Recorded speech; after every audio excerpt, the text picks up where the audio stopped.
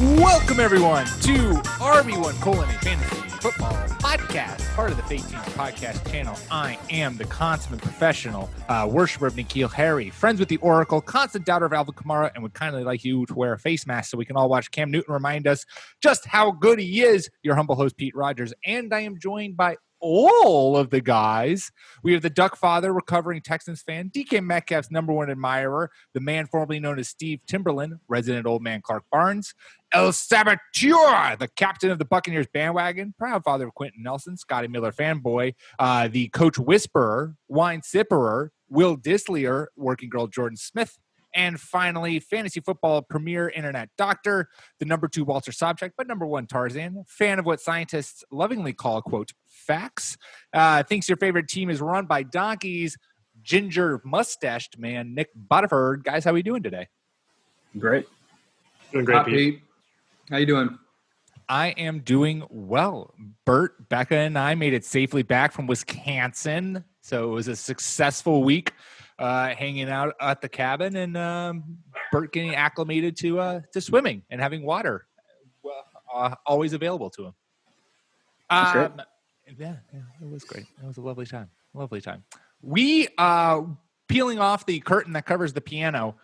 We want to make sure that we finish up these divisional previews for you guys since the NFL season is starting in like 2 weeks, 3 weeks, which is kind of crazy. And we know fantasy drafts are probably starting to gear up. I know one of my leagues we're going to be drafting pretty soon. So we want to make sure we get these divisional previews out to you in a timely manner. So for the first time ever, you're about to get RB1 podcast all up in your ears 4 times this week.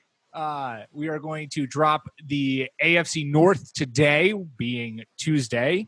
And then we're coming out with the NFC South, and then we will go into the NFC for the rest of the week. Because of that, we are going to be, a little more timely. We're going to knock these things out. So don't expect a large news segment or maybe any news segment because we want to get to the actual action and where the actual, what you have actually come to hear, which is me rambling and then eventually getting into the football talk. Because, what else is new for the podcast? So let's take my own advice and let's jump right into the AFC North, and let's start with our first category for the breakdown, and that is the trustworthy elites. There's no one more trustworthy than the elites. Waiter, I ordered the 89 Chateau, not the 99. And now these are guys who are going in the first 2 rounds, first 30 picks, really, who we all think that, or we think is a player going in that area who is worth their ADP. They will live up to that price that you are going to have to pay to get them. Clark, why don't we start with you? Who in the AFC North are you willing to pay that price for? So this is going to be a little contrarian to what all of the smart guys who write about fantasy football say.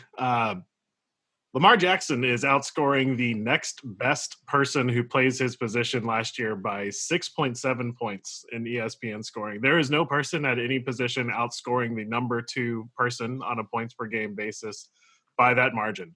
And so while for the past several years, outside of Patrick Mahomes, we haven't had anybody really dominate the quarterback position like we saw with Jackson last year, it was a really good idea to wait and just pick one of 14 guys who are probably going to get you 15 to 20 some odd points in any given week.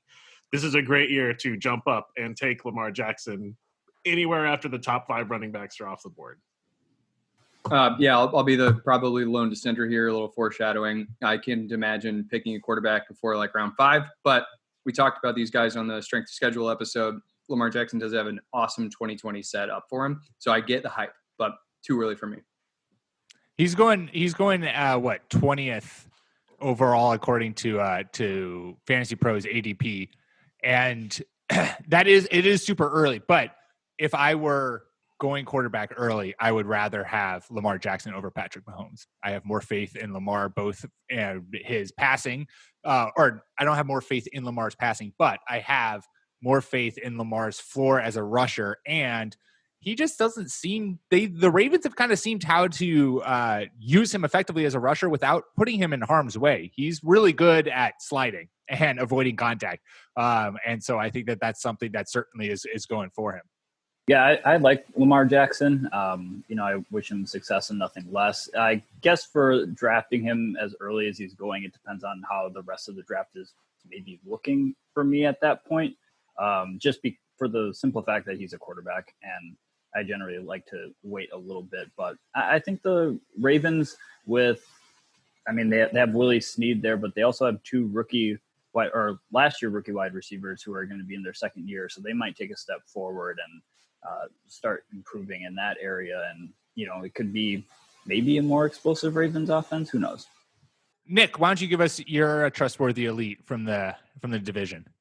Yeah, so this one was kind of a personal challenge for myself. I've never been terribly high on Joe Mixon. I think that he's a good running back, decently athletic. I've questioned his off-field decision-making and have wondered if he's got some, if memory serves, he's got some low jumps. And I was wondering about his burst. He's proven to be a very talented two-way running back. And to close the 2019 season, we saw the Bengals just pile up work on his plate. Last 4 games totaled 21 carries was the fewest that he had. High was 26. He was targeted last 4 games 4, 3, 2, 1 times, but cleared 20 yards in 3 of them, went up to 40 in one of them. And the offensive staff is intact going into this year. Head coach Zach Taylor is still there. Offensive coordinator Bill Callahan still there. They both have said that he plays better as he gets more work in this offseason. I'm not one for the make life easier on a rookie quarterback by giving him less work. I don't believe that at all. But what the team is indicating is that they're going to feed Joe Mixon in a way that they have not committed to him before. Giovanni Bernard is really not that much of a threat to him. He's a decent running back, but he's got the Achilles thing that'll never go away. I think another one of the running backs just opted out or got hurt or something. So the depth chart is not a threat to him. And lastly, the Cincinnati Bengals per Sharp Football are facing the 7th softest blend of run defenses and the 10th softest schedule in terms of run defense efficiency. So I really like the 2020 season outlook, both workload and the caliber of opponents that Mixon has to go against.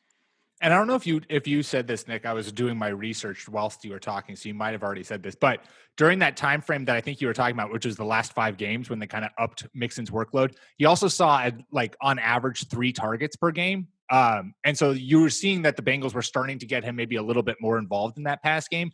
And I just think that, and he showed that he can also make moves in there, and be effective in the pass game. And so I think that AJ Green, a little news, was kind of banged up in practice, which is just soul crushing for me to hear. But hopefully with a healthy AJ Green, with Tyler Boyd, with maybe a healthy John Ross, and with Joe Burrow, obviously under center, this passing game could be a little more dynamic, and you might see Joe Mixon become a little more involved in that passing game. He is going as the RB, 9, I think, or even earlier, RB, where is he? RB7 in half-point PPR, which feels feels rich. But then if I look at the other running backs kind of going after him, I don't necessarily know they're guys who I'd love over him. Guys immediately following Nick Chubb, who I know we're going to talk a lot about on this show. Kenyon Drake and Josh Jacobs. We've touched on Josh Jacobs. Kenyon Drake we've touched on.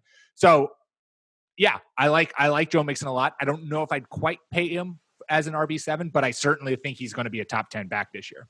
So, yeah, and this is why I really like going with the unconventional move of taking some onesies guys earlier this year. Joe Mixon is in a tier of about 7 or 8 different running backs who have all had promising stretches and have looked good at times. It was feast and famine for Joe Mixon owners last year. He had a great end of the season, and he finished as the RB11 because he absolutely killed you for the first half of the season. When he's given an obscene amount of work, he accumulates good numbers, and he's a relatively talented runner. But this is a decent talent on a Bengals organization that hasn't been able to get out of its own way for 30 years with a rookie quarterback. So this is, although I like Joe Mixon as a player and I think that he's good, and Nick, you mentioned a lot of good reasons to have faith in him. This is why this year I'm really higher on going with someone like at the onesie positions early, because after those first 5 running backs, you get to a bunch of guys who could be very dominant and have, several question marks, too many question marks for me in the first couple of rounds. I definitely like a player that ends a season on a run, which is exactly what Joe Mixon did. He was one of the best backs in the league for like the last month, right when you needed him, basically, of the fantasy season last year. I feel like it's pretty good, though, that if the Bengals are playing a soft run schedule, because that offensive line was pretty bad last year. They were like the fourth worst team in stuffed yards, which is runs that are just stopped at the line of scrimmage or behind it. So hopefully with some more consistency on the offensive line, Jonah Williams is going to play, actually. So maybe they'll be able to congeal a little bit better. But being able to play a soft run schedule is great for that. All right. So my trustworthy elite for the AFC North, it's a guy who we've talked a lot about, and I've talked a lot about. Odell Beckham. There was right at the end of the 2019 season, Odell, I feel like, was being chronically undervalued. And he was going, I don't remember the numbers, but he was going just like stupidly late in drafts. And that has gotten a lot higher recently. He's now going as the wide receiver 9, which is a little crushing to me because I wanted to kind of sneak in and still get some value for him because he was going in like the late teens, maybe even like a couple weeks ago.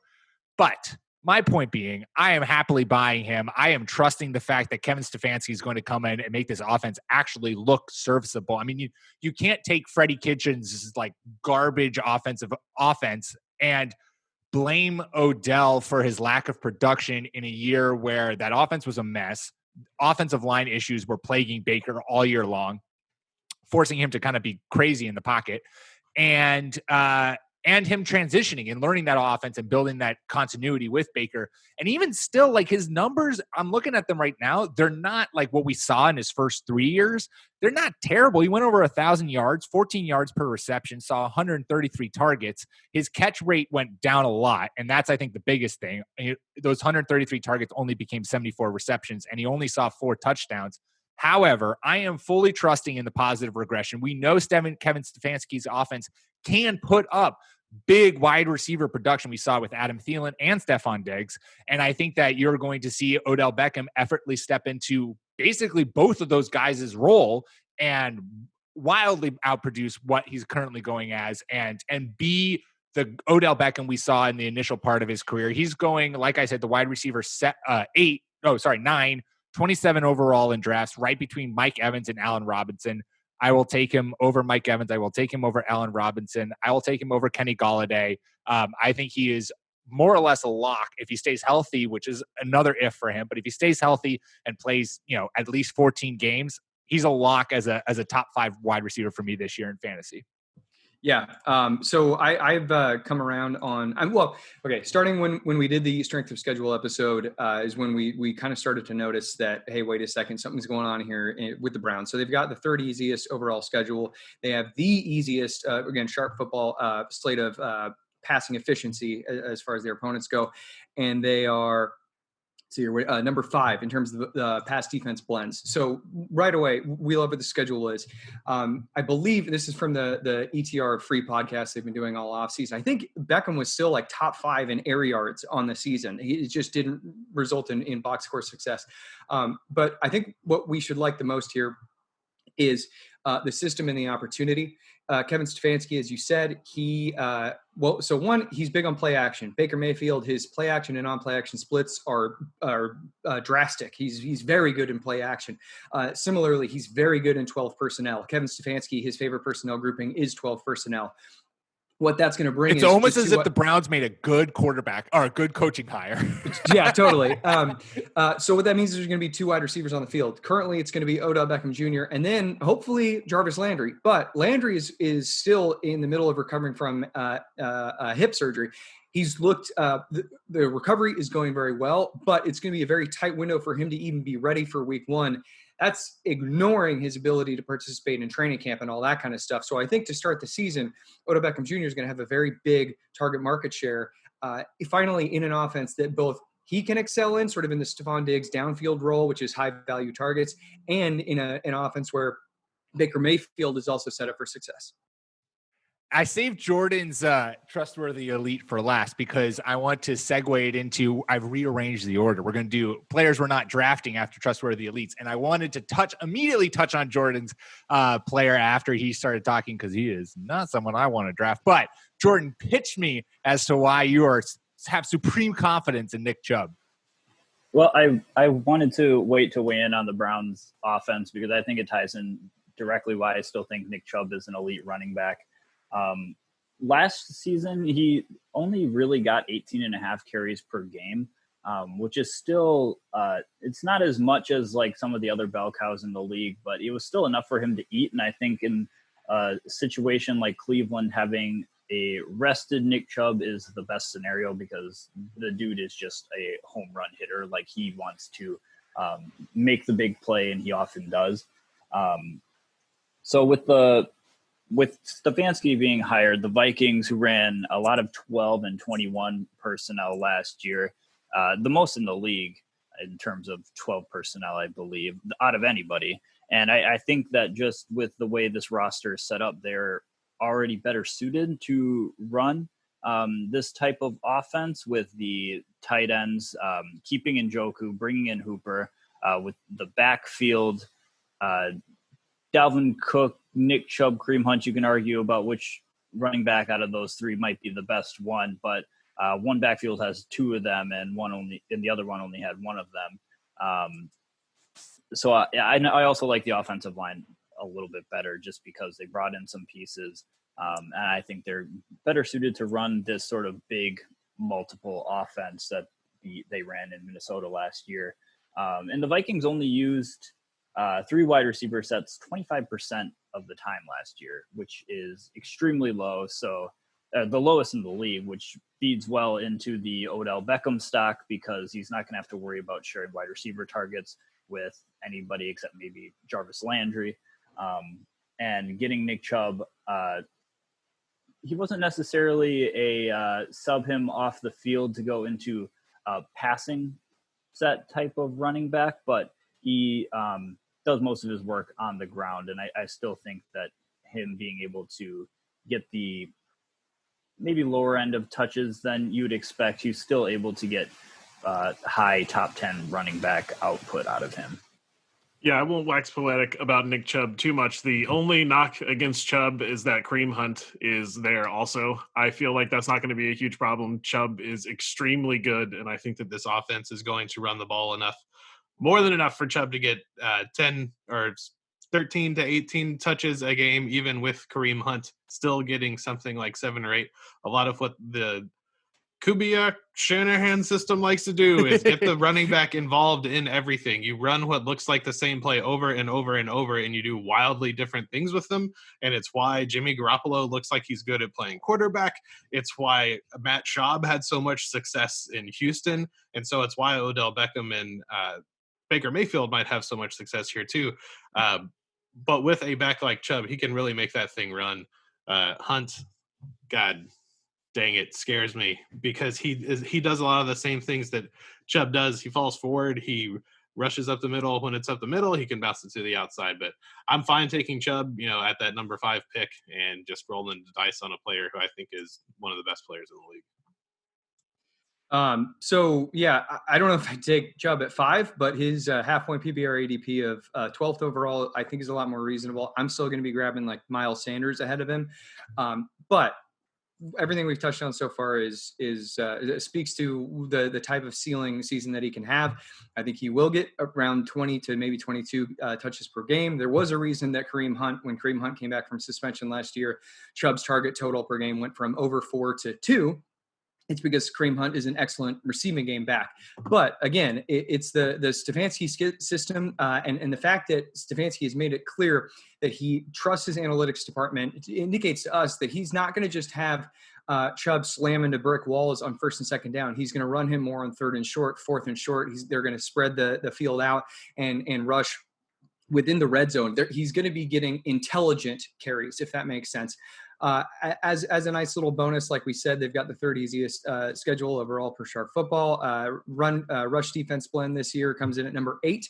So yeah, I like what we have going on here for Nick Chubb. I still, again, think that some of the backs that are guaranteed receiving work are perhaps have a higher ceiling overall, but this is about as stellar of a floor play for a running back 1 as you can find. All right, we're going to segue into players we are not drafting. Red alert. Red alert. Do not draft this player. Red alert. Red alert. And obviously that I feel like is pretty self-explanatory. And we're doing this because I'm going to talk about Nick Chubb because I am not drafting Nick Chubb anywhere. I agree in principle with all of the things that you guys have said. And I do think that there is a very good chance that I will be proven wrong, just in the fact that this Browns offense can support both Kareem Hunt and Nick Chubb, and that we're going to see Nick Chubb used more intelligently. But his drop in production from when Kareem Hunt took the field in week 10 is something that it scares me. It scares me. If you take his weeks from week 1 to 9 and you spread that across all 16 games, if he was playing like that, 309 attempts for 1,600 yards, 11 touchdowns, and 48 receptions for 293 yards. So killing it on the ground, getting all of them touchdowns, and giving you a little bit of extra sauce in the passing game. Now, if you take when he was with Kareem Hunt and, oh no, you guys, I'm going to barrel through this, but I'm looking at these numbers and they're not as different as I thought they were. Shit. My point is falling out from under me. Basically, my general gist, we're going to ignore all my stats. Fuck stats. They're stupid when they don't work for you. That's right. Stats are just something that people use to back up their already concluded conclusions. Most of Right, the time, exactly. So my concluded conclusion is stat-less, and that's how you know it's really good.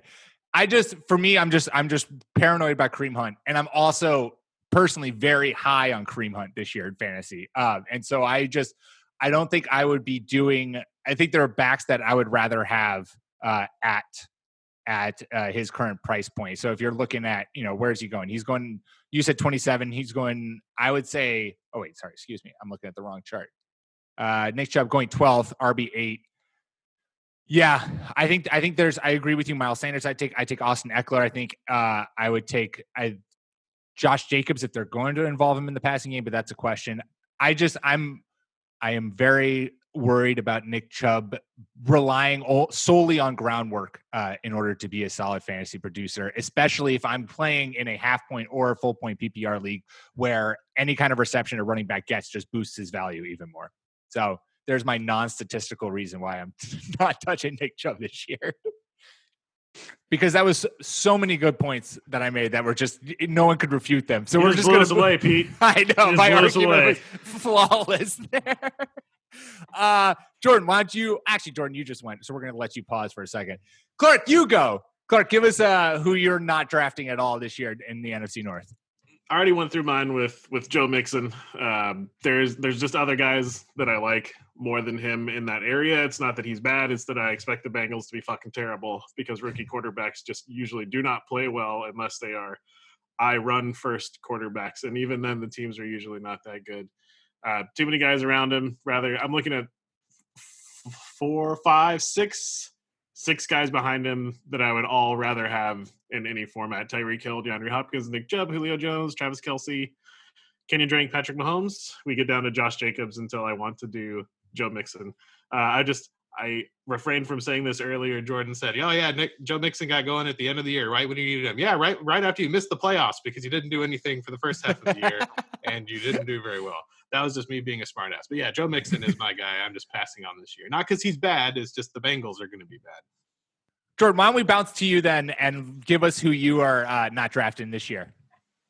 My stay away, and I feel like this is pretty consistent the past couple of years now, is Juju Smith-Schuster. I don't know why.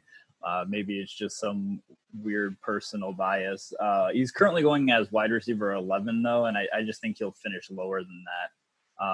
That's partially because I like Deontay Johnson as a better option a little bit later. So it's not going to cost you as much draft capital. And James Washington, I know we've been hearing for whatever reason about him the past couple of years that he's going to finally break out, but he was inconsistent, but he still flashed a couple times. So I think having a third option as a wide receiver is problematic to Juju's fantasy value. And I would probably say the biggest reason and the final reason is because directly behind him are Adam Thielen and Amari Cooper, whom I just like better. I 100% agree with that. I do like Juju, but Adam Thielen is very hard to pass on for me this year. Yeah, so I will push back just slightly. The Steelers this year, I mean, what they have going into this season is an established X receiver in Deontay Johnson. They did not have that last year, at least to begin the year. Sorry, I got all sorts of construction stuff going on here. But they didn't have that, and they had right. And my hard hat's off screen. When Nick's living in a work environment, he has to grow the worksman's look. Right. So they not only did they have an established Deontay Johnson, they also had to play the full season with Mason Rudolph and Duck Hodges. Going into this season, Sharp Football forecasted this face the softest blend of pass defenses, coming in with the second easiest pass defense efficiency. Their schedule is cake. I think they have like the easiest, the seventh easiest overall schedule. And Deontay Johnson is very good. Matt Harmon was just on the ETR podcast this week talking about how he's one of the best young route runners in the NFL. We finally get Juju back into the slot, just like full time after a season without that. James Washington is a good downfield receiver. We'll see if he is consistent or not, but they added Chase Claypool to do battle with him at that position. And not to mention they brought in Eric Ebron. I like what they have going in this offense with a fully healthy Ben Roethlisberger. And although I agree, I like Mari Cooper and Adam Thielen more. I do like Juju Smith-Schuster as well. Yeah, my only worry with Juju is just Ben Roethlisberger, because we saw last year if Ben Roethlisberger goes down, this Steelers offense is just garbage. So you're hoping he stays healthy, which he very well might, but who knows about that arm. Nick, wrap up the players we're not drafting out of the North. You got it. So again, sorry guys, they're building my pool. Okay, so you stop me if you've heard this before. It's Todd Gurley. Recently, we have reports out of camp saying that he's AFC North. Nick, you're jumping to the next. Oh yeah, I got excited. Peeling back the onion curtain for our next episode, but for this one, yeah, it's Lamar Jackson, and it's not difficult. It's just crazy friggin' high to take a quarterback in the second round. And Clark, I think you even said you take him like after the top 5 backs go or something, and that there is no other position where you're outscoring your opponent by 7 points a week. The number 2 quarterback, that's not even like the number 15 quarterback you're trying to cobble together for a committee. Totally.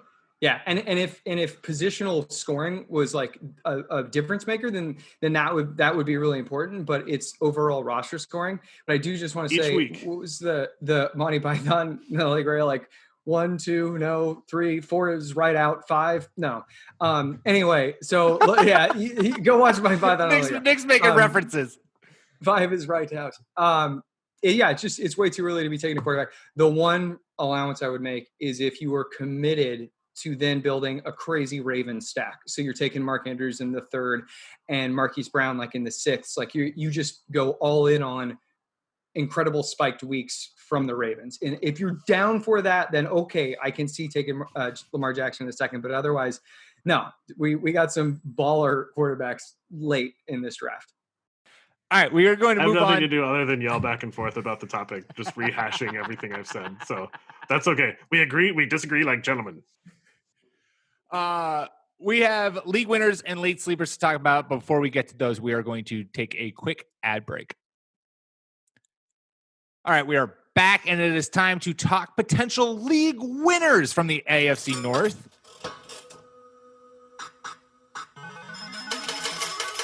Oh my gosh, I did it! I just landed a league winner! And let us start off with you, Mr. Clark Burns. Yeah, so league winner's an oldie but a goodie. Everyone tried to bury Mark Ingram last year, and he helped get a lot of people to the playoffs.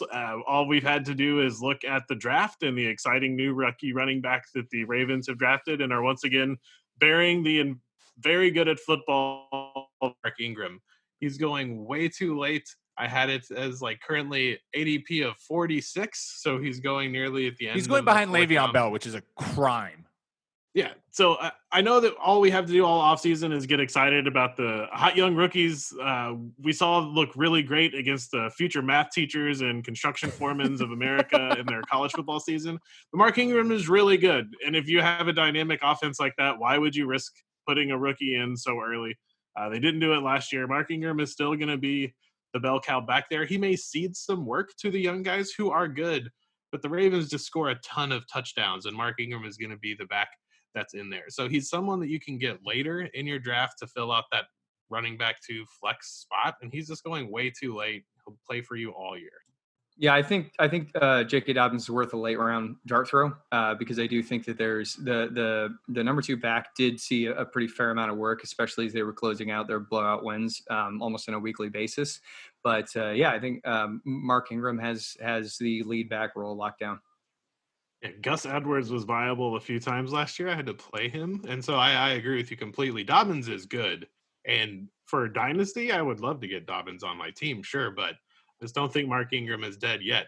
Talking about making Monty Python references. There we go. Clark Burning. I agree with that exact phrasing too, Clark, that everybody's trying to bury Mark Ingram already. And he's, 31, 32 now? Maybe I'm overaging him. The Ravens backfield just got a little bit more crowded, but he was still the number 2 running back by DVOA last year and number 3 by defense adjusted yards above replacement. So he's still a player that can churn out great production, very efficient, and going, towards the middle of the draft after a couple other players that, should definitely go behind him. That's pretty good value. All right, let's move on. Jordan, why don't you give us your league winner from the North? My league winner, James Conner. Currently, he is RB20, and he's honestly one of the only backs in the league that's still considered a workhorse back, and that's just the way it's well known. That's the way Mike Tomlin wants it. He wants one running back that can carry the bulk of the running back load. And at RB20, it's a pretty low investment for a running back that's in a contract year, and should get a bit of pressure off of him with Ben Roethlisberger coming back. He needs to stay healthy, though, which I think has certainly impacted his ADP. He doesn't necessarily miss half a season or whatever, but he tends to miss, 2 games a season, which is not what you want. So hopefully he can get himself right. We already saw the off-season workout pictures. So, the offensive line, again, was pretty terrible last year, but hopefully adding Stefan Wisniewski at guard will help make that gel together a little bit more, and the Steelers offense can start clicking again in the running game. Love me some James Conner this year. Yeah, Clark, do you have anything to add? Because I can take this one and then take it to my pick. Go for Okay, it. cool.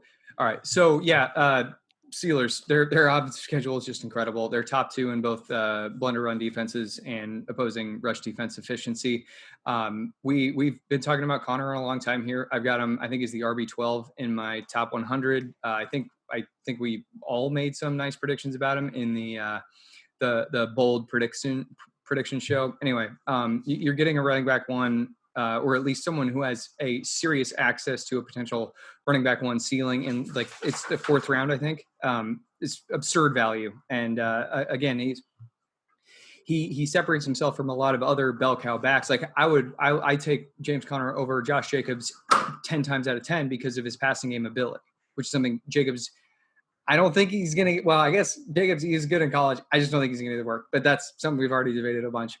Anyway, James Conner, running back 1. Love it.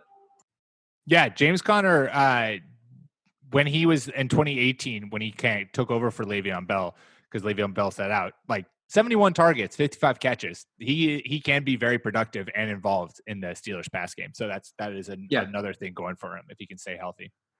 Yeah. So from here, should I just roll into my guy, Deontay Johnson? I'm not going to spend very much time. He's terrific young route runner. Have you mentioned him before?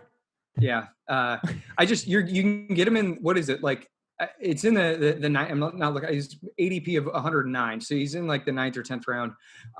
Wide receiver 43 or something crazy. This is ridiculous. This guy's a wide receiver 2, and he's going after quarterbacks. Anyway, it's crazy. Nick's brain can't comprehend this. Oh, that was literally all you had to say. You just wanted to just go crazy over it. I like it. Yeah. Go get Deontay Johnson. My league winner from the AFC North, it's a guy, Marquise Brown, who I was I initially was kind of going to stay away from him in drafts this year. And then I saw he had 7 touchdowns last year. And I was like, oh, shit. That's some sneaky production from him that I did not know about.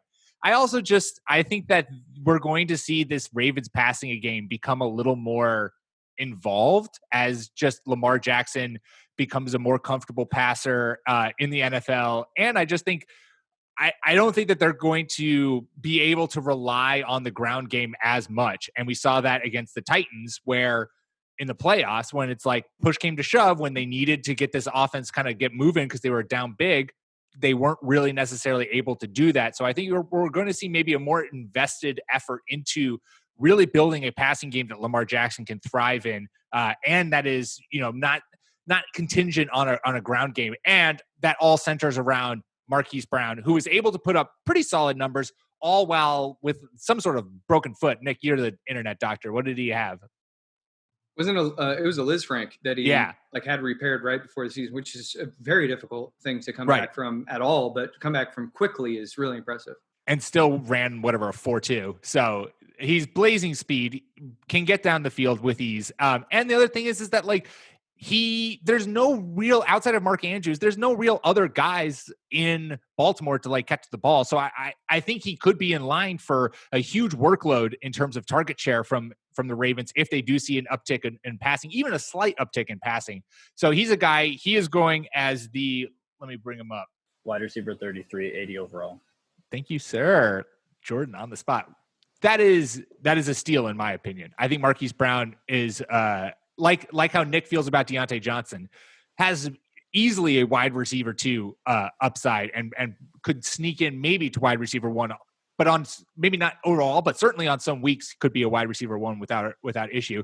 And you're getting him way back there. I'm loving him and certainly going to target him in all of my drafts. Yeah, I actually I chose Hollywood as my late round sleeper, even though he's more of a mid round guy, just because a few of you guys already took the late round sleepers that I want to talk about. So just to diversify a little bit. But yeah, I think especially if you're a big believer in the second year jump of a wide receiver, Hollywood, who really just to improve himself needs to be able to stay on the field. We talked the other week about him putting on weight, which is, just training camp, off season fodder. Everybody, looks great in the off season, but this is a guy who really did need to put on actual NFL player size to be a little bit more effective. And, you just hope that the Ravens offense just continues to evolve. I think what they've talked about is they want to take more shots down the field. They want to be able to open things up a little bit more with Mark Andrews across the deep middle. Miles Boykin, hopefully he can get a little bit more involved. So I think as the passing game starts to come together a little bit more, I think that just getting Hollywood Brown as, wide receiver 33, the probable number 1 wide receiver on a football team is good value. Yeah, the Ravens were top 2 in ease of pass defenses this year, and we saw last season when the team believed that he was fully healthy, like week 2, 13 targets, week 3, 9 targets, started to trail off in week 4 with 7. But once he had a couple weeks to rest for the playoffs, their first date against the Titans, he had 11 targets. The problem is, of course, that he is a very slender man. I think that he carries very similar injury risk to Will Fuller, just very different. One has hamstring issues, one has crunched by large men issues, but the ceiling is challenging to find at that point in a draft. All right, since Jordan already gave us his, let's roll right into our late sleepers for the AFC North and wrap things up. Shh, you mustn't wake the late round sleeper. And I'll start us off, and I'm going to talk John Ross. And I did this before the news came out that John Ross has left the Bengals for an undetermined amount of time. I think his son has COVID-19 or his child has COVID-19. So obviously hope for a speedy recovery there and hope for a full and healthy recovery. But John Ross is going as and I had it up and now it's gone. John Ross is going as the wide receiver 70, 203 overall. And obviously we finally last year got a glimpse of what a healthy John Ross can do when he started the season with 2 back-to-back 100-yard games.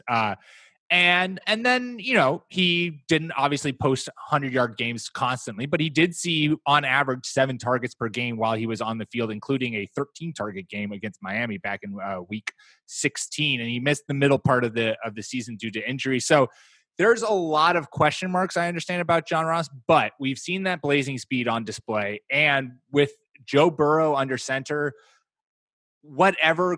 he is better in my book, even as a rookie, than Andy Dalton coming in, certainly passing the ball down the field to a speedster like John Ross. So I think that there is value, as it's a late round flyer. And if Ross is on the field, can stay healthy, there's a lot of production that he can certainly do in this offense with a quarterback who can actually get the ball downfield to him. If nobody's got anything, I can roll into the next one. Clark does have something, but he doesn't want to.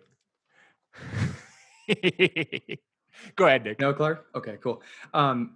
So John Ross, I think the best thing that he has going for him is that he's competing with somebody in T. Higgins who is going to fail in the NFL.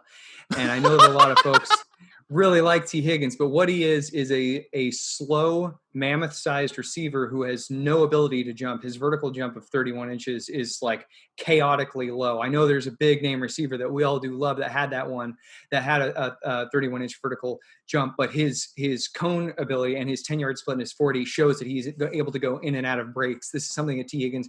Higgins was a man amongst boys in college. So I think that, John Ross occupying the deep threat role is great. I think that we have to monitor his family situation to know for sure, but catching deep passes from Joe Burrow sounds like a winner to me. So moving on to mine, Joe Burrow. Something that I've not seen very many people talk about is Joe Burrow's rushing ability. His raw totals profiled very similarly to Russell Wilson towards both of their ends of their college career.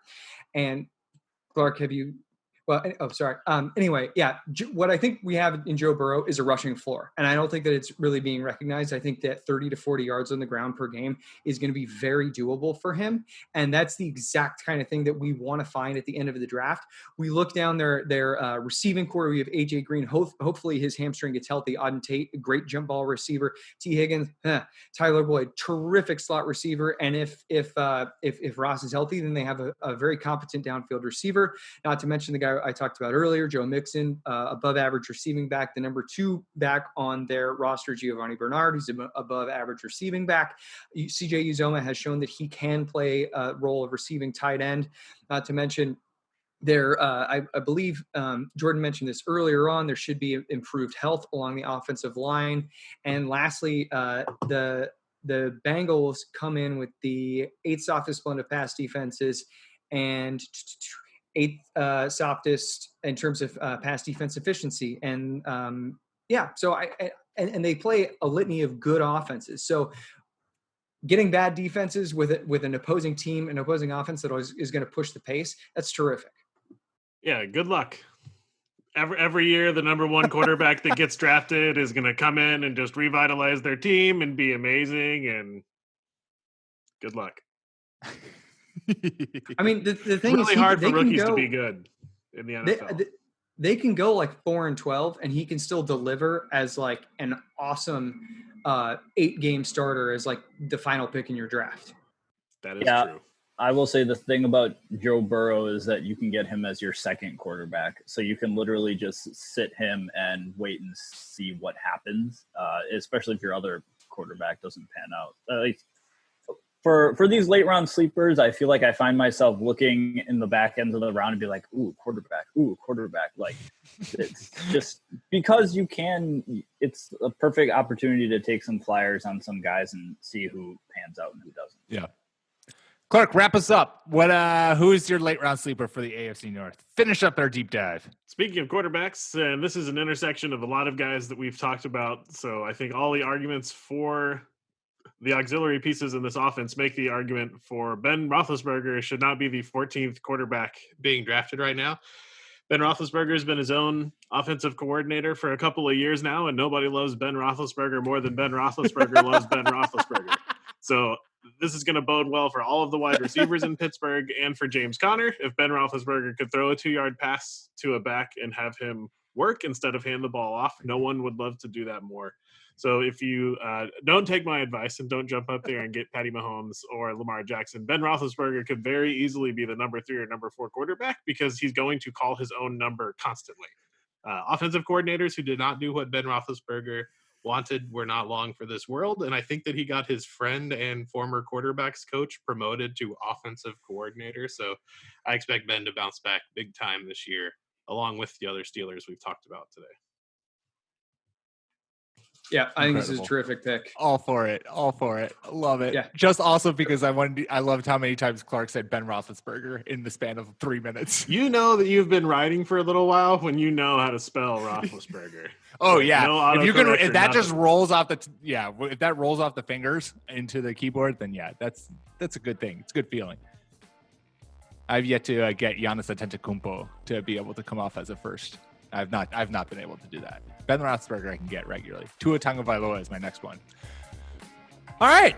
Well, there you go. There's the AFC North and a little deep dive.